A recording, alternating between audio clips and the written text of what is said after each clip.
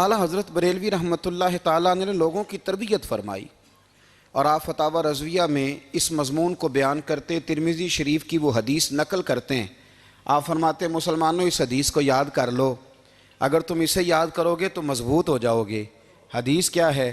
نبی کریم صلی اللہ علیہ وسلم نے فرمایا اگر سارے انسان مل کے بھی تیرا برا کرنا چاہیں تو جب تک رب کی مشیت نہ ہو وہ تیرا برا کر نہیں سکتے۔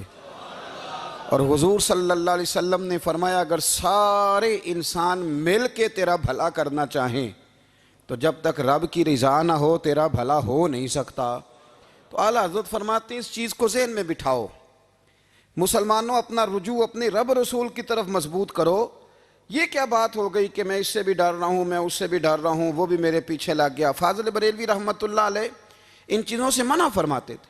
وہ کہتے تھے یہ توہمات ہیں، اوہام پرستی ہے، ہمیں ان چیزوں سے ہمیشہ بچنا ہے، اپنی آنے والی نسلوں کو بچانا ہے۔ فرمایا کرتے تھے رب کی رضا پہ جو راضی رہتا ہے اللہ اسے سکون والی زندگی عطا فرماتا ہے۔ ہمارے ہاں لوگ پوچھتے ہیں طبیعت کیسی ہے، لیکن یو پی میں، سی پی میں، لکھنؤ میں پوچھا جاتا ہے کہ کیا شکایت ہے آپ کو؟ کہتے ہیں یہ سر درد کی شکایت ہے۔ یہ اردو کا ایک محاورہ ہے۔ جناب کیا شکایت ہے؟ کہتے ہیں جی مجھے کمر درد کی شکایت ہے۔ پھر پوچھنے والے پوچھتے ہیں کہ جناب اس شکایت کا کیا بنا؟ تو صدر الشریعہ مولانا امجد علی صاحب اعظمی رحمۃ اللہ علیہ فرماتے ہیں اعلیٰ حضرت کو بخار تھا تو میں حاضر ہوا، تو میں نے کہا حضور شکایت کا کیا بنا؟ کہنے لگے مولانا پڑھے لکھے ہو کے تو ایسی باتیں نہ کرو، شکایت کس سے کرنی ہے؟ رب نے جس حال میں رکھا ہے بڑا ہی اچھا رکھا ہوا ہے۔ شکایت کا کیا معنی ہوا؟ اللہ نے جہاں سمجھا مناسب اس نے ہمیں رکھا ہے، شکایت کیا ہوتی ہے؟ مجھے کسی سے شکایت نہیں۔ فرمایا کرتے تھے الحمدللہ مجھے سر درد بھی ہوتا ہے اور بخار بھی ہوتا ہے اور میں بڑا خوش ہوں، یہ وہ والی بیماریاں ہیں، یہ وہ امراض ہیں جو نبیوں کے قدم بھی چومنے آیا کرتے تھے۔ میں خوش بخت ہوں کہ وہ امراض جو انبیاء کے پاس آتے تھے، سر درد اور بخار، وہ مجھے لگتے ہیں۔ اپنی زندگی کو رضا والی زندگی بنایا۔ یقین بڑا کامل تھا میرے اعلیٰ حضرت کا۔ امام غزالی نے حدیث لکھی ہے، نبی کریم صلی اللہ علیہ وسلم نے فرمایا ہے یقین اس طرح سیکھا کرو جس طرح تم قرآن سیکھتے ہو۔ آج میرے دور کا سب سے بڑا مسئلہ یقین کی کمزوری ہے۔ مسلمان کچی پکی سوچیں سوچتا ہے، کمزور کمزور جملے بولتا ہے، اس کو دنیا داروں کے وعدوں پر اعتماد جلدی ہوتا ہے، لیکن معاذ اللہ اللہ رسول کے وعدوں کے بارے میں یہ کئی دفعہ شکوک کا شکار ہوتا ہے۔ اسے سمجھنا چاہیے۔ فاضل بریلوی ایک پختہ یقین والی شخصیت تھے، پختہ یقین والی۔ بریلی شریف کے دائیں بائیں طاعون کا مرض پھیل گیا تو اعلیٰ حضرت فرماتے ہیں میرے منہ میں بھی کچھ گلٹیاں نکل آئیں، تو بعض لوگوں نے کہا شاید آپ کو بھی طاعون ہو گیا ہے۔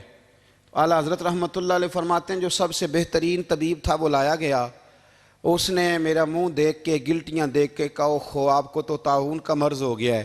تو اعلیٰ حضرت فرمانے لگے مجھے ساری بیماریاں لگ سکتی ہیں، یہ نہیں لگ سکتی۔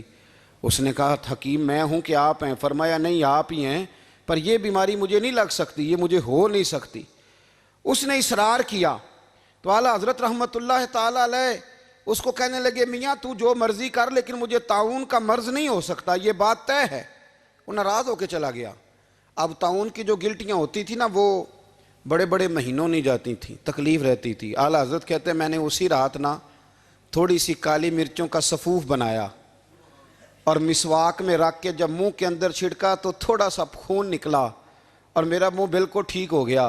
سویرے میں نے کہا بلاؤ نا اپنے حکیم کو جو کہتا تھا طاعون ہو گیا ہے۔ تو لوگ کہنے لگے حضور آپ کو ویسے کیسے پتا تھا طاعون نہیں ہے؟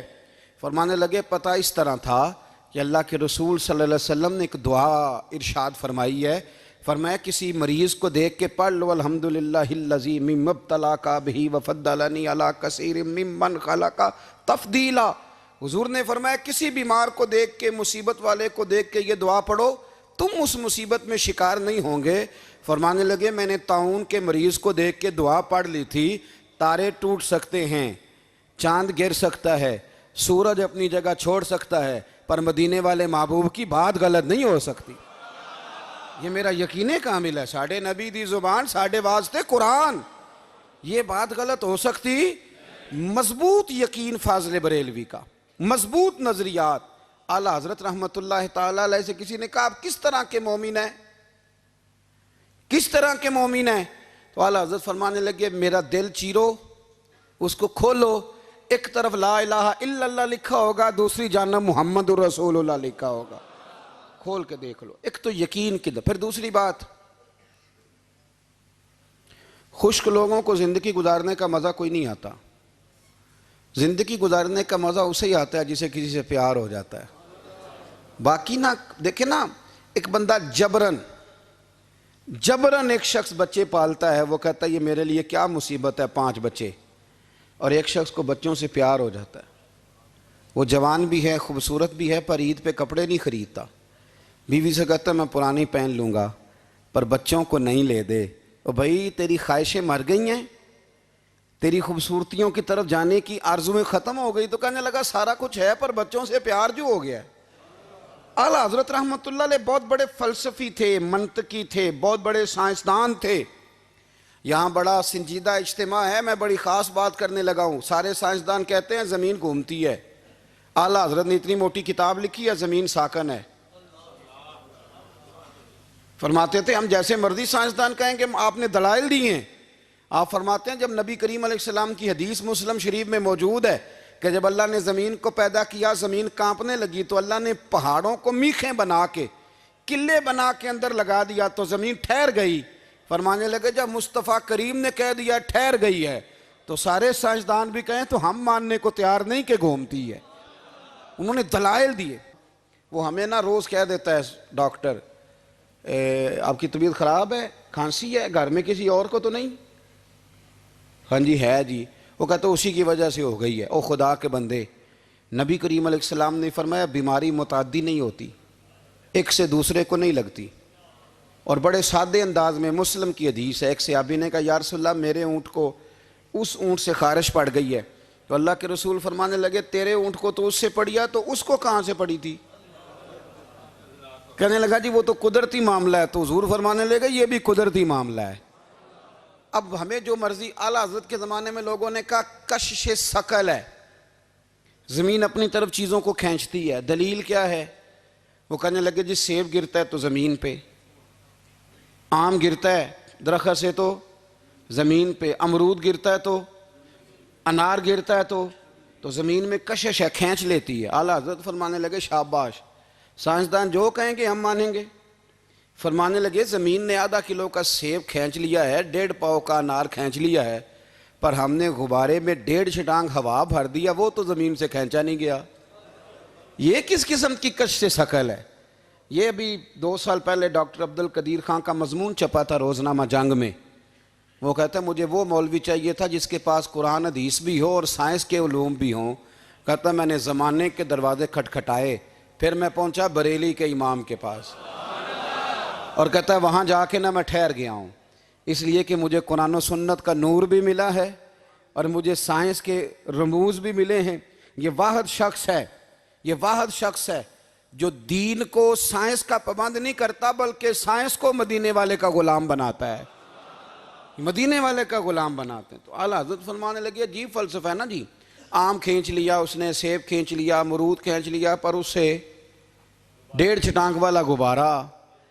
تو لوگوں نے کہا حضور پھر مسئلہ کیا ہے؟ آپ فرمانے لگے مسئلہ یہ ہے کہ ہر چیز اپنی اصل کی طرف لوٹ جاتی ہے. ہر چیز اپنی, سیب امرود انار زمین سے پیدا ہوتے ہیں تو زمین پہ گرتے ہیں. ہوا کی اصل اوپر ہے, اس لیے جب غبارے میں ہوا بھریں گے تو ہوا اس کو اوپر لے جائے گی. ہاں جب اس سے ہوا نکل جائے گی تو پھر غبارہ جو جس کی اصل ہوتی ہے ادھر لوٹ جاتا ہے. انسان مٹی سے بنا ہے تو جاتا کہاں ہے؟ مٹی دیں تے مٹی رہنا ہی.